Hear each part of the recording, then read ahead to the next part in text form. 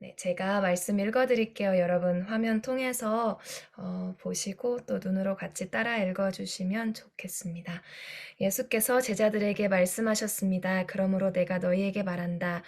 너 목숨을 위해 무엇을 먹을까? 내 몸을 위해 무엇을 입을까? 걱정하지 말라. 목숨이 음식보다 중요하고 몸이 옷보다 중요한 것이다. 까마귀들을 생각해보라. 심지도 거두지도 않고 창고도 곳간도 없지만 하나님께서 그것들을 먹이신다. 그런데 너희는 새들보다 얼마나 더 귀하냐? 너희 중 누가 걱정한다고 해서 자기 목숨을 조금이라도 더 연장할 수 있겠느냐? 너희가 이렇게 작은 일도 제대로 못하면서 왜 다른 일들을 걱정하느냐? 백합꽃이 어떻게 자라는지 생각해보라. 일하거나 옷감을 짜지도 않는다. 그러나 내가 너희에게 말한다. 그 모든 영화를 누렸던 솔로몬도 이 꽃 하나만큼 차려입지 못했다. 오늘은 여기 있지만 내일은 불 속에 던져질 들풀들도 하나님이 그렇게 입히시는데 하물며 너희는 얼마나 더 잘 입히시겠느냐 믿음이 적은 사람들아. 그러니 무엇을 먹을까 무엇을 마실까 찾지도 말고 걱정하지도 말라. 이런 것들은 다 세상 사람들이 추구하는 것이다.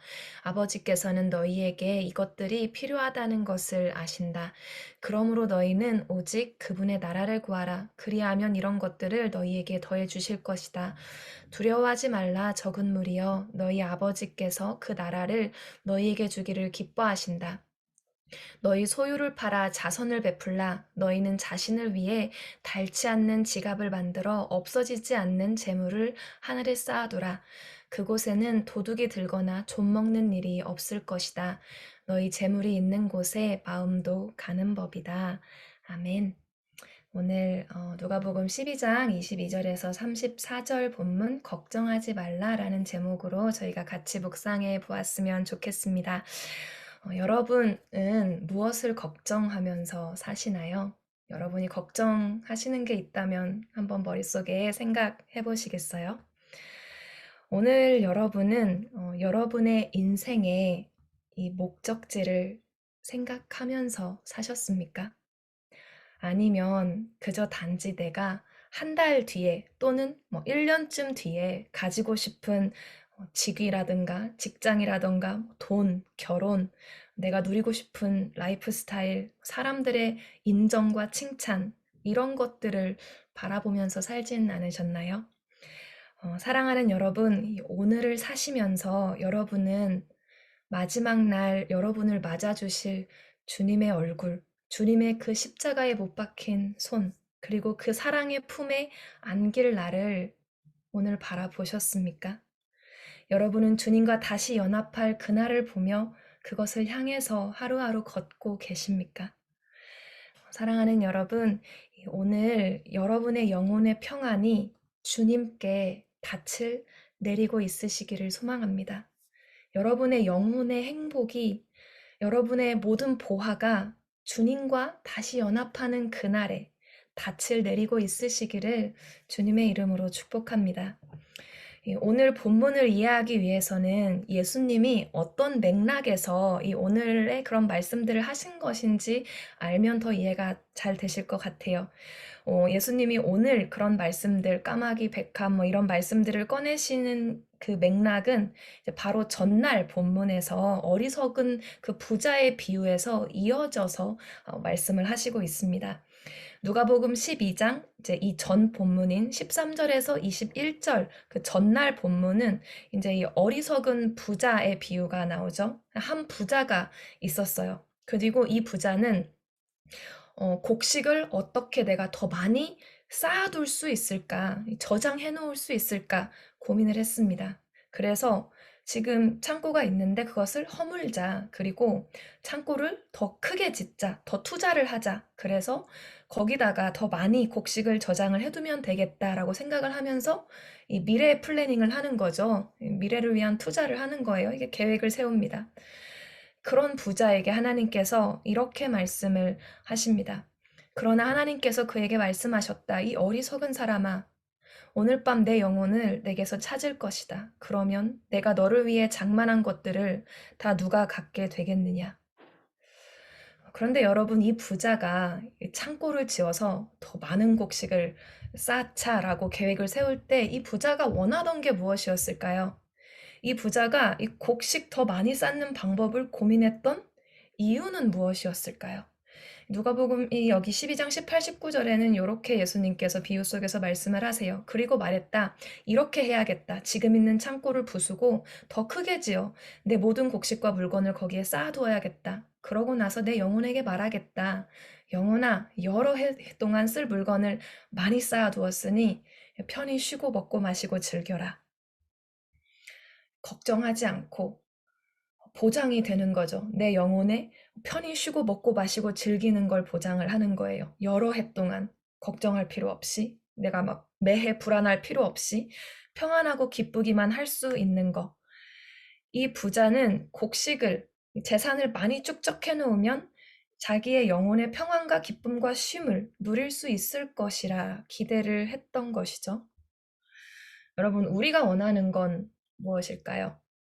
우리가 보장하고자 하는 것 무엇일까요? 여러분, 우리 또한 내 영혼이 평안했으면 좋겠고, 평화로웠으면 좋겠고, 영혼의 기쁨과 행복을 원합니다. 그리고 세상은 계속해서 그 행복을 조금 더 확실하게 보장하는 방법은 소유라고 이야기를 하죠. 여러분의 미래에 여러분의 영혼이 안정적인 그런 삶을 사는 거, 안정의 길은 지금 더 많이 가져놓는 거라고 말합니다.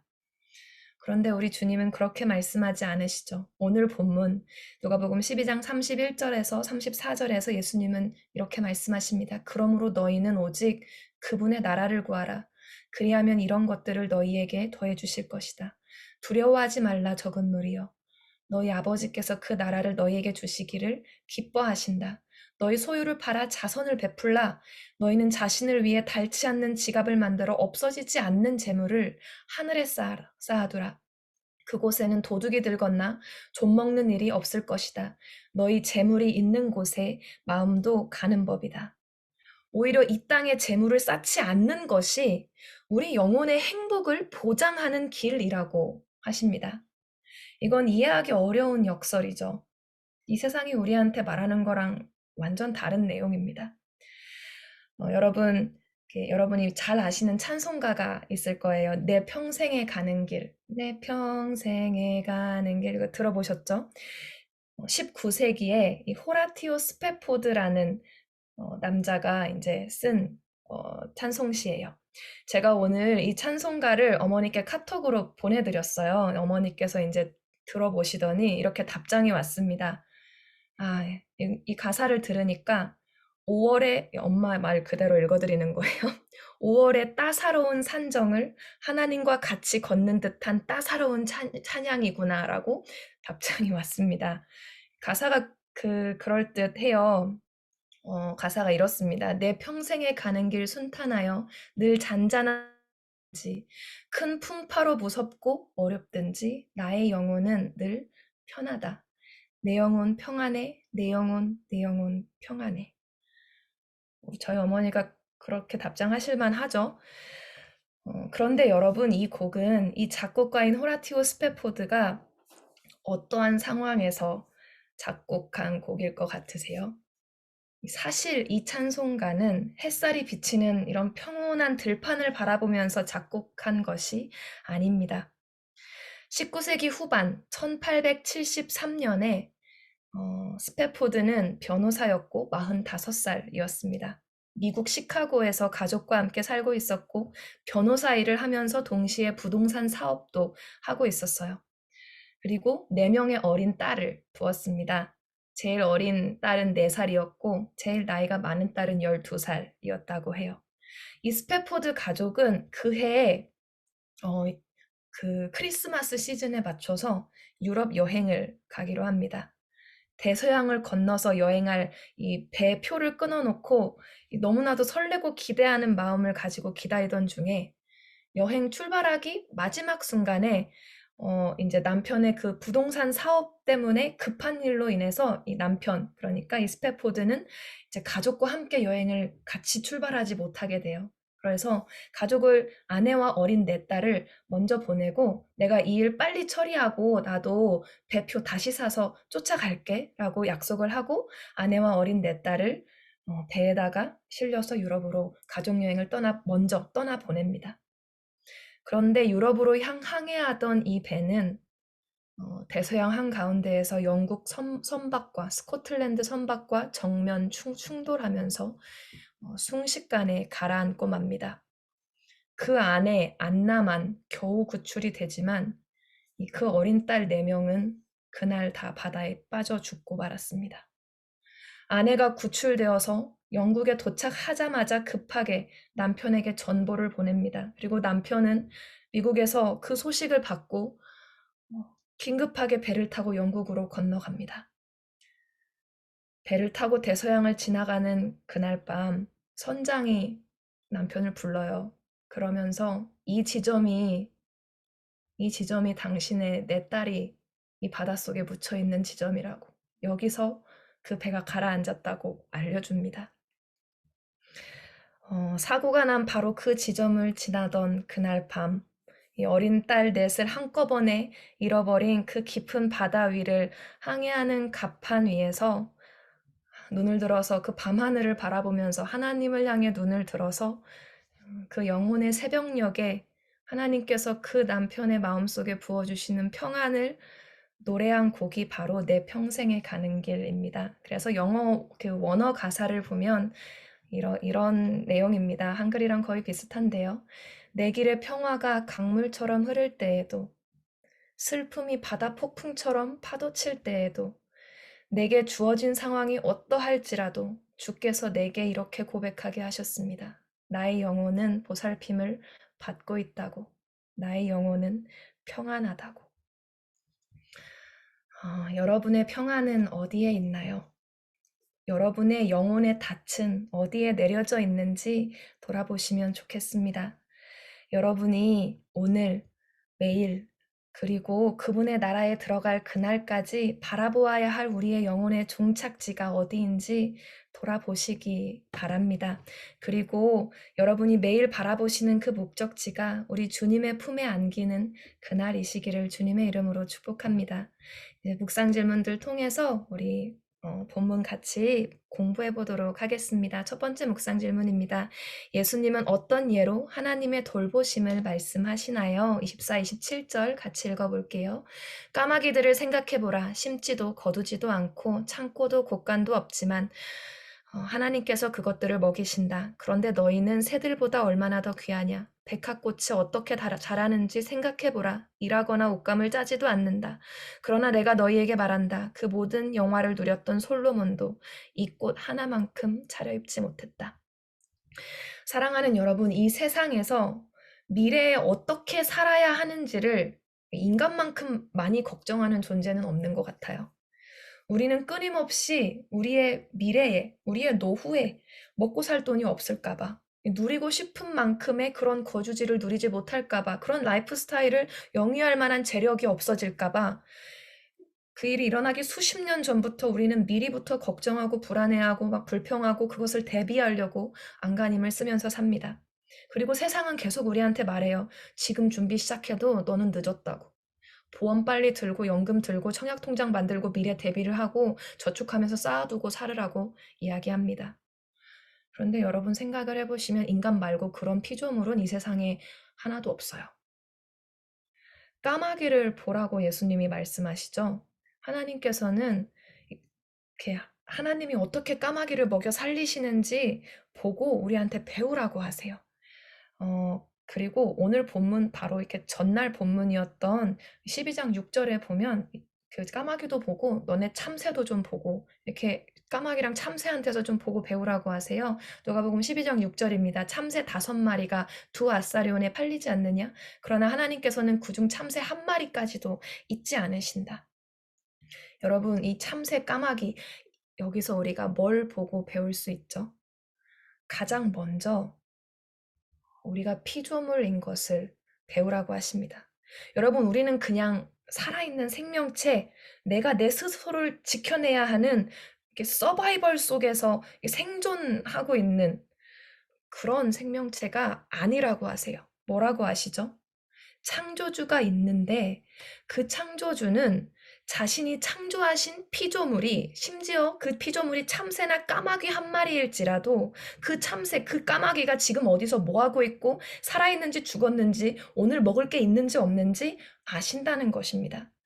사랑하는 여러분, 우리는 서바이벌 세상 속에서 혼자 살아내야 하는 그런 생명체가 아니라 나를 사랑하시는, 그리고 나를 주목하시는 12장 7절에 보면 나의 머리털 개수까지 세신다고 말씀하시죠. 여러분, 머리털이 솔직히 이렇게 몇 분에 하나씩 빠졌다 났다 하는데 그걸 다 세고 계세요. 그걸 다 세심하게 보시고 보호하고 계시는 창조주 아버지 하나님이 계시다는 거예요. 여러분, 우리가 이 구절에서 배울 수 있는 또 한 가지 것은 까마귀는 자기가 먹을 거를 심지도 거두지도 저장하지도 않지만 하나님께서는 끼니마다 까마귀가 필요할 때마다 먹을 것을 주신다는 것입니다. 미래 대책 없이 사는 까마귀는 하나님이 불쌍히 여기셔서 까마귀의 수명이 다할 때까지 먹여주시는데 미래 대책이 없는 사람은 안 먹여주실까요?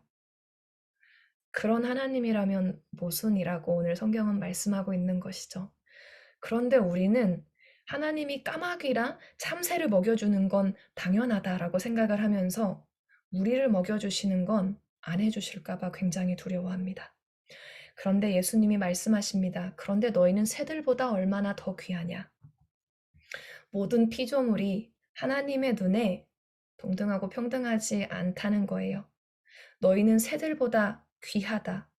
하나님이 너희를 말도 못하게 더 많이 사랑하신다. 그러니 사랑하는 아들아, 사랑하는 딸아, 걱정하지 말아라. 내가 널 먹여줄게. 너의 미래는 내가 보장해줄게. 그런 것들 위해서 오늘 살지 마. 라고 하십니다. 그러면서 다음으로 들어주시는 얘는 백합화이죠. 백합꽃을 보고도 좀 배우라라고 말씀하세요. 뭘 배우라는 거죠? 일도 안 하고 옷감도 안 짜고 하나님께서 이스라엘에게 가장 큰 부귀 영화를 누렸던 왕, 이스라엘 땅에 막 은이 돌처럼 흔하게 굴러다니고 금이 넘쳐나도록 들여왔던 그런 왕. 그래서 막 성전이랑 왕궁의 건물을 막 금으로 도배를 하고 왕과 신하들의 그 의복, 그 제복을 막 이렇게 구경하러 온 시바 여왕의 눈이 휘둥그레지도록 아름답게 만들었던, 화려하게 만들었던 그 솔로몬 왕. 그 왕의 모든 예복보다 백합꽃 한 송이를 더 영화롭게 차려 입히셨다는 것입니다. 사랑하는 여러분, 이 말씀에서 하나님과 우리의 시각 차이가 느껴지세요? 하나님이 보실 때, 하나님이 우리를 내려다 보실 때 보이시는 것들과 우리가 아등바등 살면서 보고 사는 것들 사이에 이 커다란 간격이 느껴지십니까? 25, 26절에 예수님께서 이렇게 말씀하십니다. 너희 중 누가 걱정한다고 해서 자기 목숨을 조금이라도 더 연장할 수 있겠느냐? 너희가 이렇게 작은 일도 제대로 못하면서 왜 다른 일들을 걱정하느냐? 이게 무슨 소리죠? 여러분, 목숨을 연장하는 거, 특히 절박한 상황에서 목숨을 1시간이라도 더 연장하고자 하는 것, 이건 사실 인간에게 너무나도 간절한 거예요. 여러분, 그거 하기 위해서 온갖 의료기기를 다 동원하고 의료진이 총동원이 됩니다. 그런데 26절에 하나님은 우리한테는 그렇게 최첨단의 기술을 전부 다 동원해서 어떻게든 해내고 싶은 그것을 뭐라고 부르는지 아세요? 이렇게 작은 일도 못하면서 라고 하십니다. 인간의 목숨 1시간 더 연장하는 건 하나님한테는 작은 일이라는 거예요. 우리는 모든 최첨단 기술을 총동원해도 가능할까 말까 한 그 가장 간절한 소망이 하나님한테는 너무 쉬운, 너무 작은 일인 거예요. 그러면서 예수님께서 말씀하십니다. 목숨이라는 너희에게 가장 큰 일이지만 하나님한테는 너무나도 작은 문제인 그것에 대해서조차 할 수 있는 게 아무것도 없으면서 그 목숨보다 더 중요도가 낮은 것들, 이 목숨의 문제, 죽음의 문제 앞에서는 다 빛을 잃어버리고 그냥 그 다른 문제들, 그것들은 걱정하지 말고 살아라 라고 하십니다. 목숨 연장조차도 쉬운 하나님께 맡기라는 것이죠. 피조물인 내가 아니라 창조주이신 하나님이 해주셔야지만 되는 것들이다라고 말씀을 하십니다. 여러분, 백합화의 예에서도 하나님과 우리의 시각의 차이가 느껴져요. 솔로몬 왕이 자신을 위해서 그렇게 부국강성을 시키고 수고하고 일하고 막 기획하고 외교 관계를 해가지고 누리게 된 그 모든 영화가, 그래서 그가 입을 수 있었던 그 모든 화려한 예복이 하나님의 눈에는 꽃 하나만큼도 못했다는 것이죠. 솔로몬이 누리고 유지하기 위해 애썼던 그 모든 거기에 들어간 모든 노동과 수고가 하나님이 꽃 한 송이를 위해서 하시는 일만큼도 안 된다는 것입니다. 그러면서 주님께서 물으시죠. 오늘은 여기 있지만 내일은 불 속에 던져질 들풀들도 하나님이 그렇게 입히시는데 하물며 너희는 얼마나 더 잘 입히시겠느냐, 믿음이 적은 사람들아. 오늘은 여기 있지만 내일은 불 속에 던져질 들풀. 여러분, 여기서 우리가 하나님이 우리의 시간을 어떻게 대해 주시는지가 나옵니다. 하루밖에 못 사는 그 들풀에 피는 그 꽃, 그것도 영화롭고 신실하게 입혀주시는 하나님이세요. 시간이 짧다고 건성으로 하지 않으신다는 것이죠. 시간의 장단과 상관없이 우리의 매 시간, 매 분, 매 초를 신실하게 모든 순간순간에 그 영원하신 하나님의 성품을 담아서 그 피조물을 돌봐주시는 분이십니다. 그 주님께서 그 우리의 걱정을 믿음 없음, 믿음이 적은 사람들아라고 탄식하시면서 왜 이렇게 믿음이 없냐고 보시는 거예요. 우리를 창조하신 분께서 그분의 피조물들이 이렇게 먹고 마시는 거 걱정하는 삶, 자기 미래를 막 스스로 보장해 보려고 아등바등하는 삶을 사는 걸 보고 싶어 하지 않으세요. 왜냐하면 그런 거는 창조주 없는 사람들이, 아버지가 없는 고아들이 사는 방식이기 때문입니다. 아버지는 자녀의 오늘과 내일과 미래를 채우고 보장해주기 위해서 자신이 애쓰시는 존재이기 때문이죠. 첫 번째 나눔 질문입니다. 하나님이 모든 필요를 아시고 돌보신다는 사실을 확신할 때 지금 나의 염려는 어떻게 달라질까요? 같이 한번 나눠보시면 좋을 것 같고요. 두 번째 묵상 질문 같이 보겠습니다. 예수님은 우리 소유를 어떻게 사용하라고 말씀하시나요? 33, 34절 읽겠습니다. 너희 소유를 팔아 자선을 베풀라. 너희는 자신을 위해 닳지 않는 지갑을 만들어 없어지지 않는 재물을 하늘에 쌓아두라. 그곳에는 도둑이 들거나 좀먹는 일이 없을 것이다. 너희 재물이 있는 곳에 마음도 가는 법이다. 아멘. 여러분, 창조주 하나님이신 하나님께서 우리가 내 스스로 내 미래, 내 삶을 보장하려고 무슨 생존 게임이라도 하는 듯이 막 아등바등 걱정에 휩싸인 삶을 사는, 그런 삶을 사는 걸 원치 않으신다면 우리가 그럼 어떻게 사는 것을 원하실까요? 하나님께서는 이렇게 말씀하십니다. 그러니 무엇을 먹을까, 무엇을 마실까 찾지도 말고 걱정하지도 말라.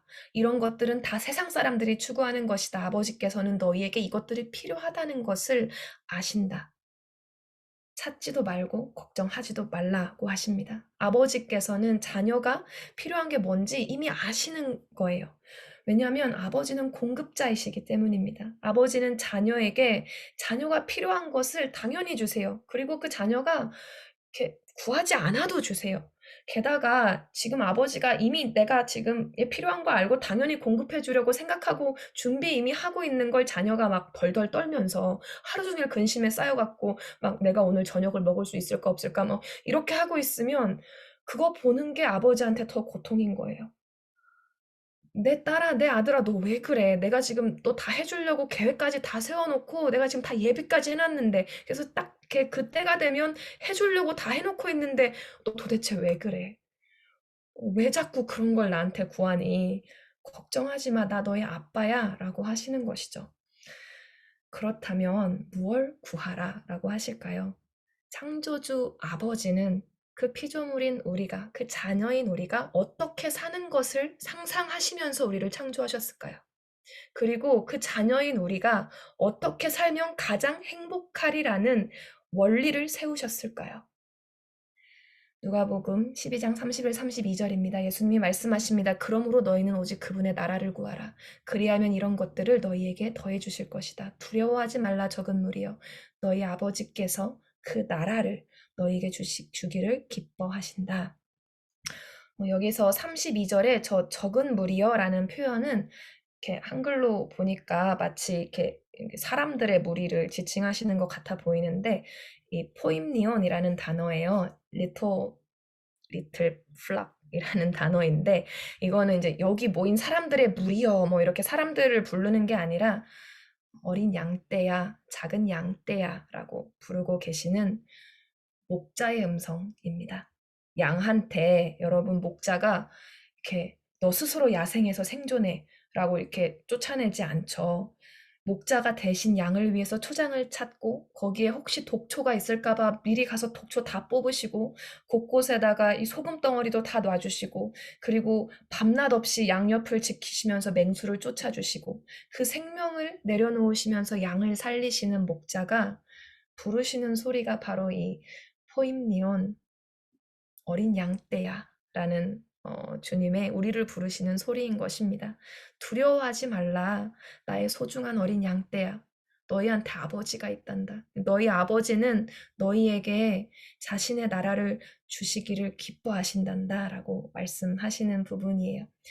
그렇다면 하나님이 우리에게 그토록 주고 싶어 하시는 그분의 나라, 하나님의 나라, 주님의 소중한 어린 양떼인 우리가 하나님의 창조주 하나님의 아들, 딸인 우리가 구하고 누리기를 원하시는 하나님의 나라는 무엇일까요?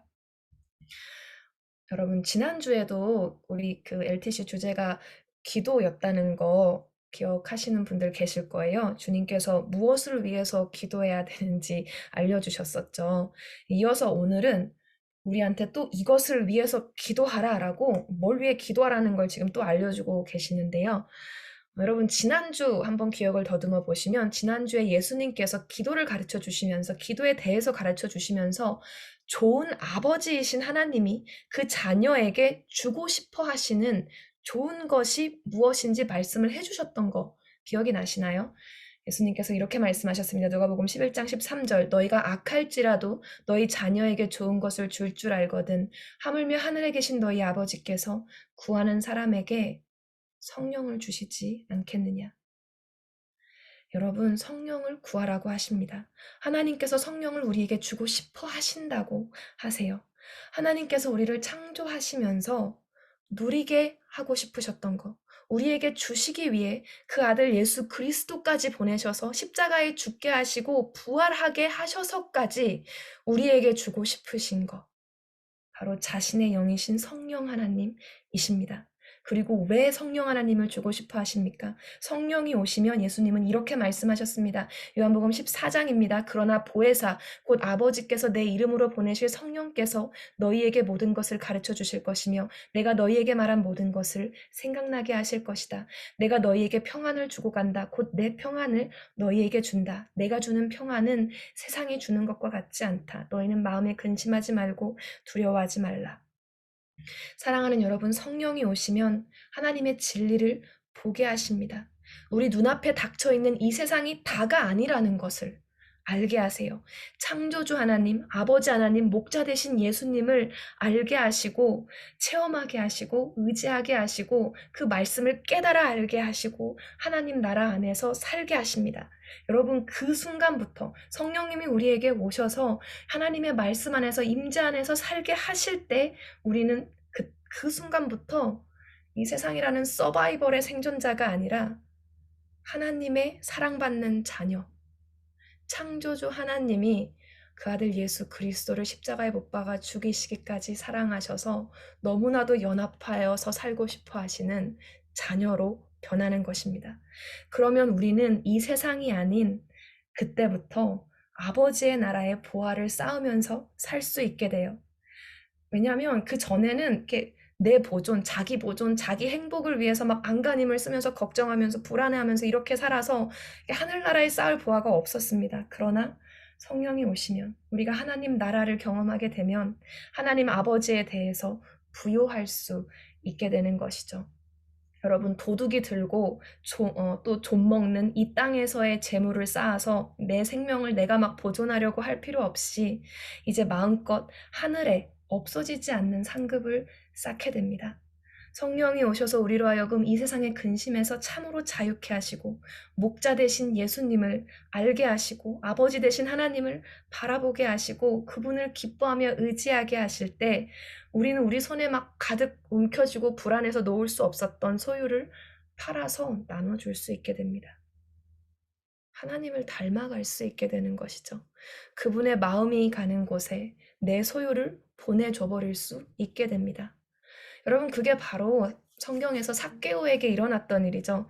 삭개오가 예수님을 만나고 예수님을 믿게 되자 이렇게 했었죠. 누가복음 19장 8절 삭개오는 서서 주께 말했습니다. 주여 보십시오. 제 소유물의 반을 떼어 가난한 사람들에게 주겠습니다. 누군가를 속여 얻은 것이 있다면 4배로 갚겠습니다. 여러분 이렇게 하면 삭개오의 미래 보장이 굉장히 어려워지죠. 근데 어떻게 이렇게 할 수가 있죠? 나한테 아버지가 있다는 걸 깨달았기 때문이죠. 내가 자녀임을 깨닫게 해주셨기 때문입니다. 내가 주님께 얼마나 소중한 어린 양임을 깨닫게 해주셨기 때문이에요. 내 필요를 먼저 아시고 이미 채우려고 준비하고 계시는 선한 목자, 너무나도 좋은 아버지가 있는 자녀, 있는 피조물, 있는 양이기 때문이니까 말입니다. 그렇기 때문에 여러분 우리가 드릴 때는 이렇게 부유한 가운데 내 거 다 저장해 놓은 가운데 나한테 위협이 안 될 만큼만 내는 게 아니에요. 여러분, 이렇게 하나님께 드릴 때는 하나님이 기뻐하시는 곳에다가 낼 때는 나한테 위협이 안 될 만큼 내는 게 아니라 여러분의 믿음만큼, 사랑하는 만큼 내라고 하십니다. 여러분 그거 아세요? 예수님이 얼마나 자기 소유를 여러분이 얼마나 자기 소유를 하나님을 기쁘시게 하는데 쓰는지 예수님이 지켜보고 계신다는 거 아세요? 예수님이 실제로 성전 앞에서 헌금궤 앞에 앉아갖고 그걸 지켜보고 계셨던 적이 있어요. 마가복음 22장인데요. 예수께서는 성전 헌금함 맞은편에 앉아 사람들이 헌금함에 돈 넣는 것을 보고 계셨습니다. 많은 부자들이 큰 돈을 넣었습니다. 그런데 가난한 과부 한 사람이 다가오더니 랩돈 동전 2개, 곧 한 고드란트를 넣었습니다. 예수께서 제자들을 불러서 말씀하셨습니다. 내가 너희에게 진실로 말한다. 이 가난한 과부가 어느 누구보다 더 많은 헌금을 드렸다. 그들은 모두 풍족한 가운데서 드렸지만 이 여인은 가난한 가운데서도 자신이 가지고 있던 모든 것, 곧 자기 생활비 전부를 드렸다. 사랑하는 여러분, 내 미래를 내가 직접 보장하면서 나한테 지장이 안 갈 만큼 드리고 지장이 안 갈 만큼만 헌신하고 나머지는 다 움켜쥐고 있는 게 아니라 사랑하는 만큼 드리는 것입니다. 하나님이 내 아버지이심을 믿는 만큼 예수님이 날 위해 생명까지 내어주신 날 위해 죽으신 목자이심을 믿는 만큼 드리는 거예요. 그래서 이 가난한 과부는 자기가 지금 갖고 있는 게 이 랩돈 동전 2개밖에 없었고 이거 다 드리면 다음 끼니 어떻게 해야 될지도 모르는 그런 가난한 과부였지만 그 전부를 하나님께 기쁘게 다 드려버릴 만큼 하나님을 사랑하고 하나님을 믿었던 것입니다. 그리고 주님은 그것을 보고 계셨죠. 그것을 지켜보고 계시고 그 마음 중심을 보고 계셨습니다. 여러분 성령님을 구하십시오. 오직 하나님의 나라가 내 안에, 내 삶에, 나의 모든 생각과 관계와 공동체 속에 임하시도록 구하십시오.